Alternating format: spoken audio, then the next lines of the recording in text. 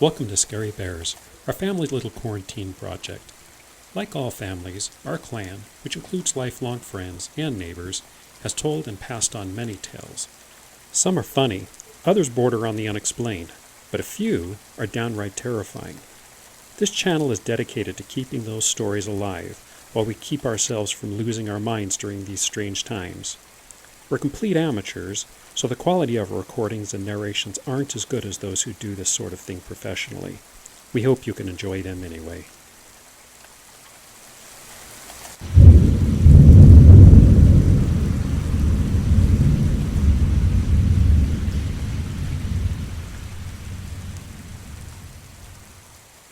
My grandfather told me this story when I was very young. He passed when I was only 10 or 11 years old. My father retold the story several years later, and it was essentially the same tale, so I believe it is as true as any story that passes orally, from one generation to the next, from father to son. For our purposes, this tale begins in a bar in northeastern Montana in the winter of 1921. There, my grandfather, a young, hard-drinking, foul-tempered World War I veteran and son of Welsh-Irish immigrants, got into a serious scrap with a local Native American man over a woman. It was a serious enough fight that my grandfather ended up stabbing the man with a steak knife, allegedly to keep from being knifed himself. The Native American man survived, and both men spent much of the winter of 1921 and into 22 in adjacent cells in the town lockup over the incident. My grandfather claimed that the Native American cursed. And when I say cursed, I mean cast spells with malicious intent at him daily from his cell. Naturally, my grandfather laughed and mocked the Native American as he did this. The two men were finally released from jail a few hours apart on the same day in the early spring of 1922, and my grandfather immediately set out alone for his placer gold claim some 20 miles into the Montana mountains. It wasn't long before bad things started happening to my grandfather. His camp was ransacked by a grizzly bear within hours of arriving. Half his supplies were eaten or carried off, but he decided to stay and work his little mine for as long as his remaining supplies would permit. The next evening, my grandfather's pack mule was killed and eaten, presumably by the same bear, and each night he awoke to the sounds of a bear in his camp, only for the bear to vanish into the night before he could take action. In the back of my grandfather's mind, he began to worry that the Native American man had indeed cursed him, and the thought that the bear might be some sort of Indian shapeshifter crossed his mind as well. Never one to take things lying down, though, my grandfather waited up the next night and shot what he assumed was the offending bear as it strolled into camp. The bear ran into the woods, mortally wounded, and my grandfather hoped his troubles, and all fears of a curse were finally behind him. The next morning, he walked down to the nearby creek to work his claim. He stepped onto a large rock that rolled from beneath him, and he fell into the stream, which was swollen from the early spring runoff. His ankle was badly broken, and the swift current carried him over a mile downstream before he could extricate himself from the icy water. He managed to drag himself back to his camp, frozen and with a broken ankle, but not before a late-season snowstorm began blanketing the area with heavy snow. He lay down in his tent, too hypothermic and exhausted to even try to start a fire, and decided it was a good day to die. He closed his eyes and expected not to wake up. My grandfather remembered nothing of the couple days that followed. He awoke to the face of the Native American man he had stabbed months earlier, hovering like an apparition above him. The man had walked 20 miles into the mountains to kill my grandfather, but had lost his will to do so when he saw my grandfather lying, barely alive in his bedroll. The Native American man allegedly lifted the curse he had placed on my grandfather and nursed him back to health over the course of several weeks. They returned to town as best friends, and they remained brothers until my grandfather died some 60 or so years later in Mendocino, California. My grandfather was so grateful to the Native American man for saving his life, he made him partners in his placer mining operation. This operation produced enough gold over the span of 3 decades that both men retired quite young. Whether you believe in fate, or in curses, or in neither, I have always thought this was a great, slightly creepy story with a strong moral.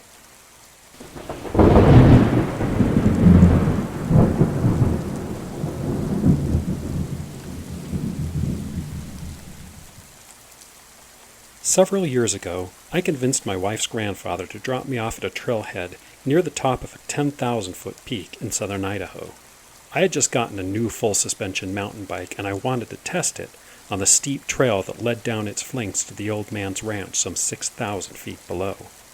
I'm sure I had wagered a six-pack of some sort of beverage that I'd beat him back to the ranch, which was a 45-minute drive by truck along mostly gravel roads. Given my youth, and the fact that my bike was a marvel of modern bicycle technology, I was certain he'd be the one buying. My certainty, however, was very short-lived.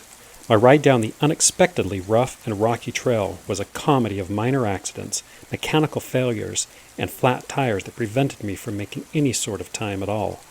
Finally, and at least an hour behind schedule, the trail led me off the mountain and into a shallow wooded canyon that I knew would ultimately end at the ranch.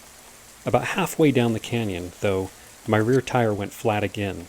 I jumped off the bike and pulled out my repair kit for something like the fifth time in less than an hour. I bent down low to grab the hub's quick-release lever and suddenly felt my blood turn to ice and every hair in my body stand on end. I had no idea what was happening. I was overcome by a feeling of fear so powerful, so intense, I was physically disoriented for a moment. I quickly came to my senses, but I had no idea what had caused me to feel so strangely. I stood there for a moment, and the fear slowly subsided.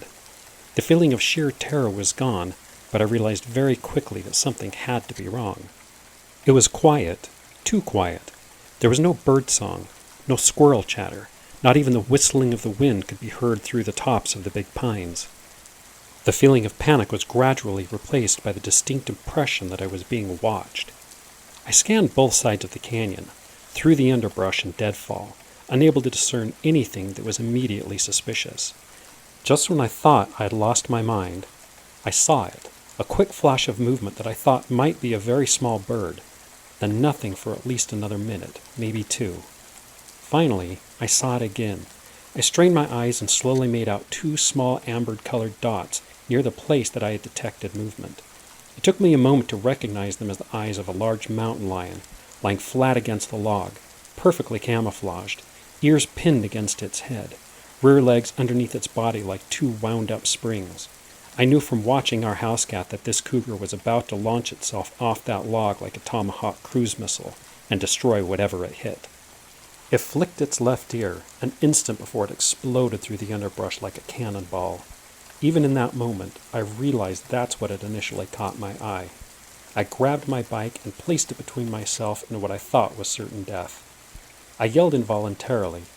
To say that I was yelling is being generous. I'm pretty sure it sounded more like screaming, and I moved to throw the bike at the charging cat. To my utter astonishment, the big cat pulled up short and just stood there, completely at its leisure. I pretended to throw the bike at it again, hoping it would scare the big cat off. Instead, it began pacing back and forth, looking at me, panting in a really creepy way. I tried again and again to scare it off, shouting and bluff charging with my bike held out in front of me, but to no avail. Finally, and after a tense standoff lasting several more minutes, the cat decided I was too much trouble and moved back up the steep side of the canyon, like a ghost through the deadfall. Needless to say, I had to change my shorts when I finally made it back to the ranch, and to this day I have no idea what originally made my spidey senses tingle. I know I hadn't seen the cat until just before it charged. I often wonder if I had smelled or heard something that only my subconscious recognized. Some sort of primal sensory reflex. Sometimes I think humans are more perceptive than we know. We have instincts that 25 centuries of civilization hasn't yet managed to completely breed out of us. Yet.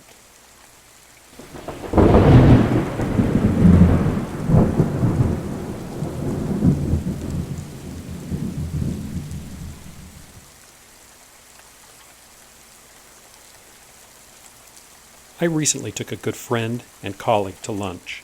I was eager to tell him about a large public works project that I'd been managing in an extremely remote area of central eastern Utah.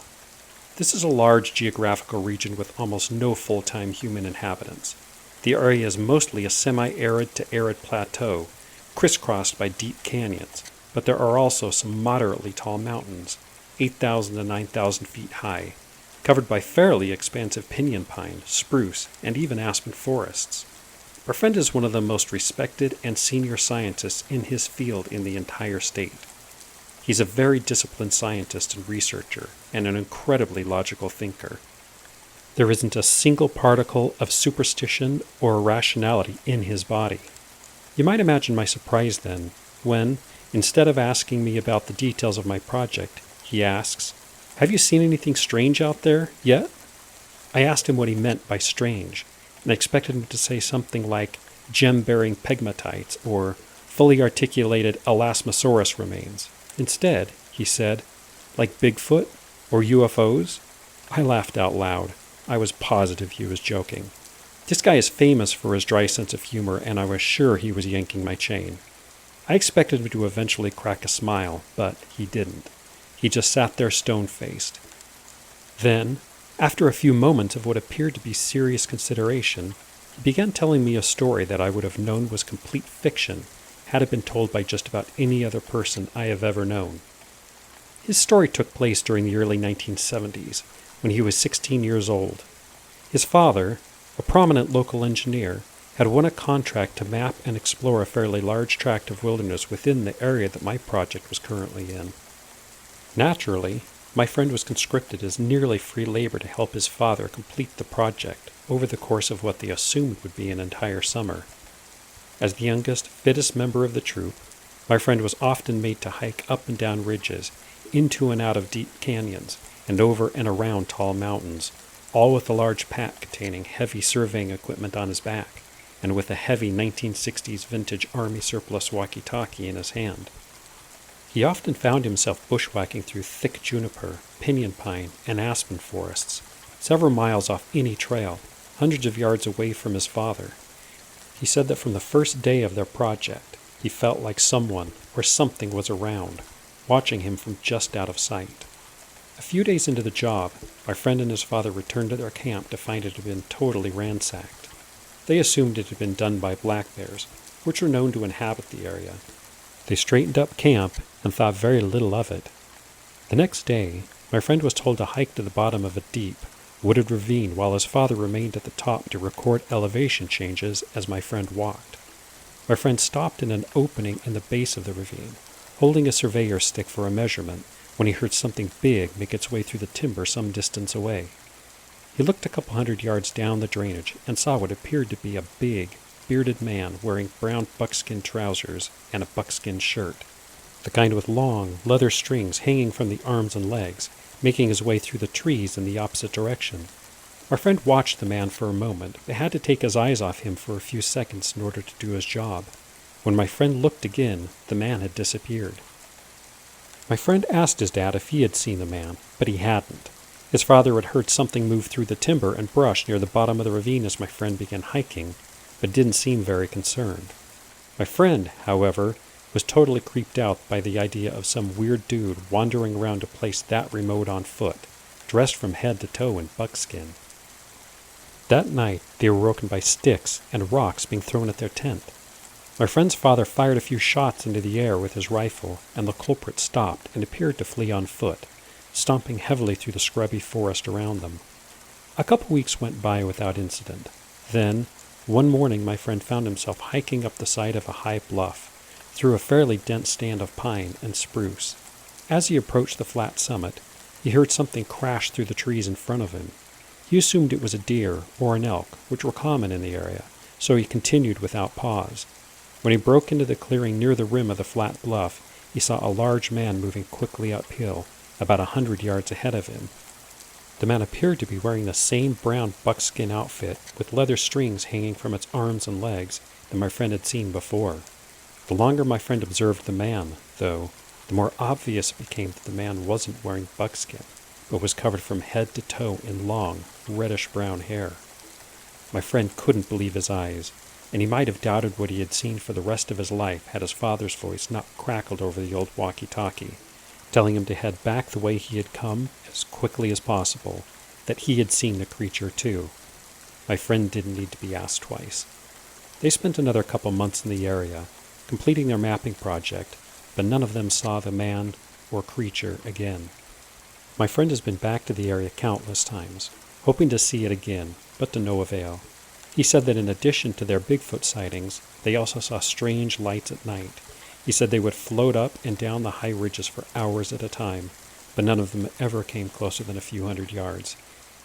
In any event, I thought it was very strange to hear such an unbelievable story from such an incredibly believable character.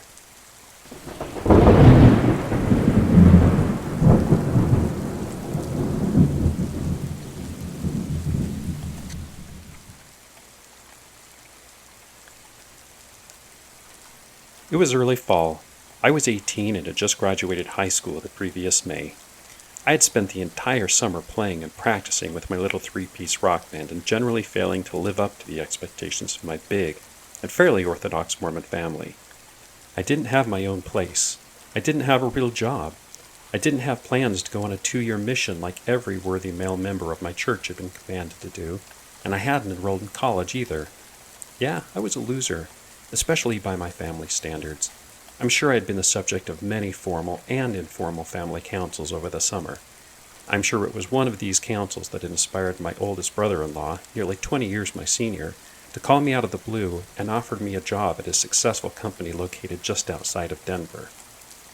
After a short discussion, and after coming to the realization that my band wasn't going to be signed anytime soon, I accepted the job and found myself on a flight to Denver the next morning.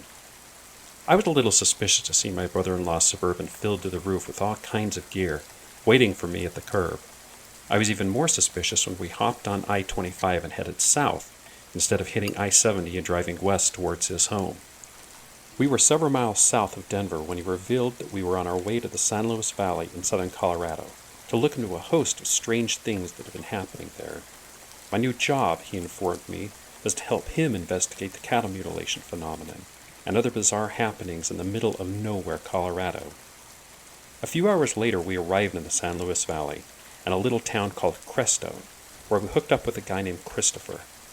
Christopher had been doing research for a book that he would later publish called The Mysterious Valley.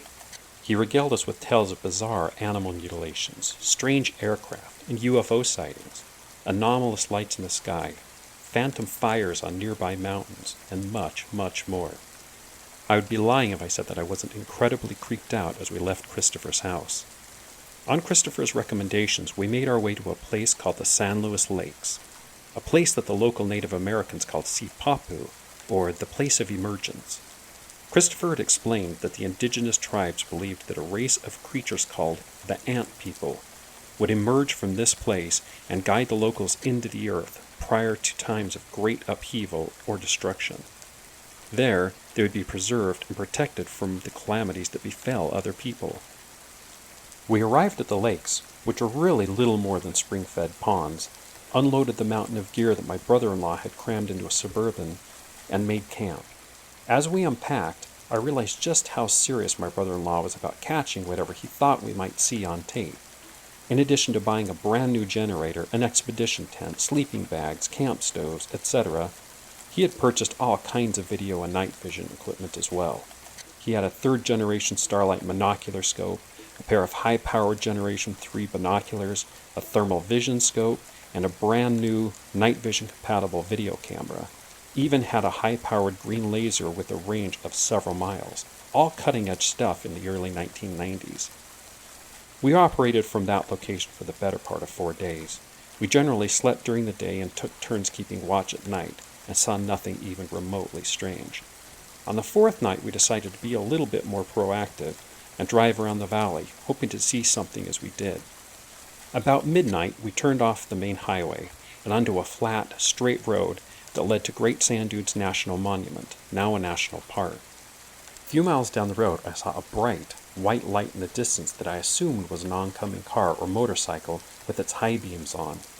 We continued driving down the road a few more miles until it occurred to me that the light didn't appear to be getting any closer. I mentioned this to my brother-in-law, and he said that he had noticed the same thing. We drove another 2 or 3 miles, but it still didn't seem to be getting any closer. After some discussion, I theorized that the light was a reflection of our headlights, that our own high beams were bouncing off the still warm asphalt a few miles down the road in front of us, like a mirage. This, I thought, would explain why the light seemed to maintain a consistent distance in front of us. To test my hypothesis, my brother-in-law pulled off the deserted highway and turned off his headlights. No dice, the light was still there. At some point, my brother-in-law busted out his newly procured green laser in an attempt to signal the object.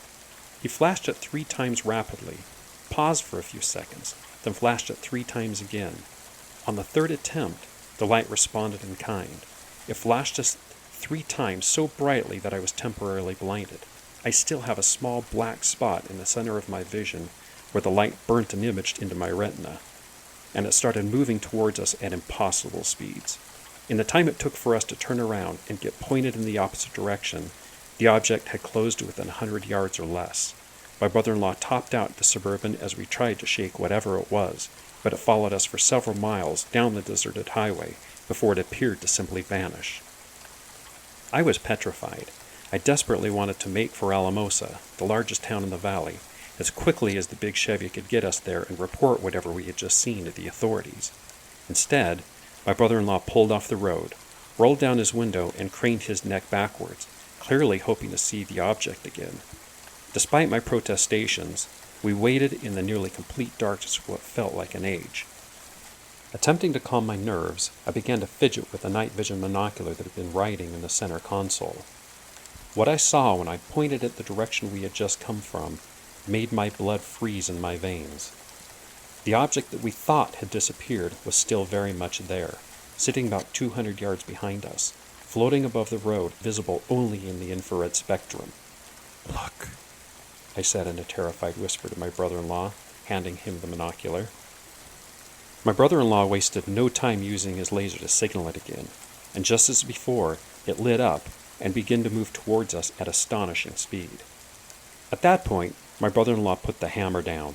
The object must have disappeared altogether fairly soon after it began chasing us the second time, because it wasn't behind us, even in infrared spectrum, as we pulled onto the main highway. We went back the following day to ask the residents that lived along the Sand Dunes Road if they had seen anything the previous night. Without prompting, more than one local told us about white orbs that regularly flew down the main Sand Dunes Road towards the other side of the valley. "It's like they're pretending to be trucks, hoping nobody sees them," said one old-timer. We talked to a very old rancher who frequently saw white orbs as a young man. He claimed that he and his friends would chase them around on horseback at night. If he or his buddies ever managed to get close to one, it would always blink out.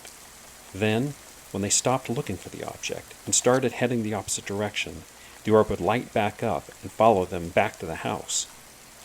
I have no easy or rational explanation for what my brother-in-law and I saw that night. Most cultures have legends or tales of similar lights. Western Europeans once called them will-o'-the-wisps. The Irish believed they were fairies, while the Japanese called them anabi. Some people ascribe malice or ill intent to these lights. Others believe they are the souls of their ancestors returning to warn them of danger. I don't pretend to know what they are. I only know that I will never forget my own encounter with these mysterious objects.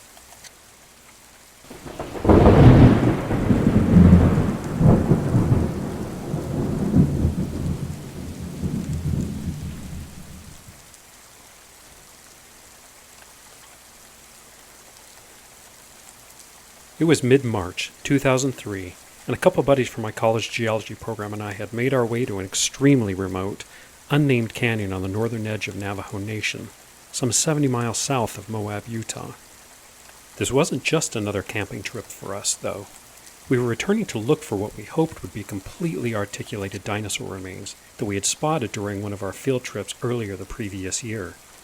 We had kept the find a secret, hoping to return when the weather got better to investigate it further.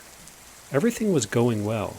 We were probably the first people to get a vehicle that deep into the canyon for some time, navigating the trackless sandy floor of the canyon to a point where it opened up just enough to park and make camp. The weather was unseasonably mild for March, and we took our time setting up camp in the warm, early spring sun. We didn't have enough daylight to make for the dinosaur location that afternoon, so we decided to take what turned out to be a short but gnarly hike up one of the little side canyons from our camp. After a 3/4-mile scramble across, around, and under the massive sandstone boulders that lay in our path, the little canyon opened suddenly into an enclosed amphitheater, rimmed with at least a half-dozen seemingly abandoned Native American dwellings.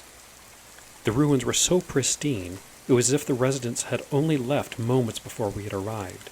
There were scores of unbroken, elaborately painted pots, intact baskets and complete grinding stones sitting on the floors of some of the pueblos. There were mud brick granaries with what looked like maize and beans still in them, hidden in coves above the canyon floor. I had never seen anything like it, and likely never will again.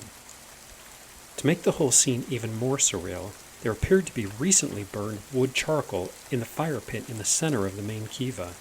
It felt like we were trespassing a home, not investigating a 1,000-year-old archaeological site. We explored the place until the last orange rays of daylight turned the surrounding cliffs the color of fire, and we reluctantly made our way back to camp. We cooked our tinfoil dinners and sat by the fire, watching the Milky Ways across the night sky, telling stories and hatching schemes until we all crawled into our tents for the night.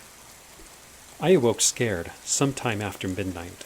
My heart was pounding out of my chest. I had been dreaming about fire, drums, and Native American medicine men dancing in traditional costumes. I know it doesn't sound scary, but the imagery was both very abstract and incredibly terrifying. I sat up in my bedroll. It was dead quiet.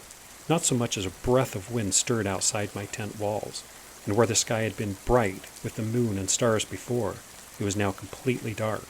It had also gotten much, much colder. I sat silently for several minutes, listening, telling myself that I shouldn't be scared, that it was just a dream. Finally, my pulse slowed and I laid my head back down on the pillow. That's when I heard the drumming. It was a slow, regular, simple beat that didn't vary at all. I sat up again and tried to figure out where it was coming from, but all went quiet again. I did this several times until I realized I could only hear the drums when my ear was to the ground, resting on my pillow. Somehow, the ground was conducting the sound better than the air. The drumming slowly quickened and intensified until it became audible without having to put my head on the ground. I had completely forgotten about my friends, so it startled me to hear one of their voices pierce the darkness. Hey, you awake, man?" said one of my friends in a frightened, quavering voice. "Yeah, I'm awake," I replied, trying hard to sound more in control of my faculties than he did. "You hear that drumming?" asked my friend, clearly trying not to freak out. "Yeah, I hear it," I replied. "What the hell? Where is it coming from?" asked my friend. "How should I know?" "Dude, let's get the hell out of here," said my friend, sounding like he wanted to start crying. "Where are we going to go? We're in a 15-mile-long slot canyon in the middle of nowhere. I've got my rifle and 3 30-round magazines. We're better off right here," I said, trying to sound reassuring. "Do you think you'll be able to shoot 'em?" asked my friend. "What do you mean?" "Dude, what if they're not living?" said my friend. "You'll be fine. Just don't leave your tent," I replied impatiently. We listened to the drumming for what felt like a very long time. Then, we began to hear what sounded like distant shouting that grew louder and louder. Finally, we heard ear-shattering screams, followed by howls that seemed to come from all around us. Some of them didn't sound even remotely human. We sat upright in our tents, terrified beyond speech for the better part of 4 hours. It all subsided just before dawn, when we emerged from our shelters to nearly a foot of new snow. This is why it had become so cold and so dark, and possibly why the ground conducted the sounds of the drums better than the air. We didn't even attempt to get to the dinosaur site that day, and we bugged out as soon as it was humanly possible to do so. During the drive out of the canyon, my friends and I discussed the events of the previous night. One of them was convinced we had heard supernatural beings, perhaps past residents of the ruins we had discovered trying to scare us into leaving. This guy also wears Birkenstock sandals with socks, burns incense while doing hot yoga, and meditates next to crystals, so take his opinion for what it's worth. I didn't pretend to have an explanation. The rough canyon road eventually led us deep into the Navajo reservation, and we stopped into a trading post to get some snacks and to relieve ourselves. The Native American shop owner seemed friendly, if not a little surprised to see 3 college-aged white guys that far into Navajo territory. So I decided to ask him about the canyon and about the beautifully preserved ruins there. He looked visibly upset that we knew about the place, and he asked us if we had taken anything from the site. Of course we hadn't. He then told us that it was a place of refuge for his people, and that they still used it for ritual purposes. He asked us to never go back, and he begged us to never tell anybody where it was. I've intentionally left the description of the area in this story vague. I asked him if any of his people had been up there the previous night. He said that he didn't think there had been. Apparently they knew it was going to snow when the National Weather Service didn't. He then told us that the little gap where we had camped was the site of one of the worst atrocities in local Native American history. After telling him about the drumming, the howling, the shrieking, he just smiled and said, "That happens sometimes up there. I'm not sure what that means. Perhaps I don't want to know what that means."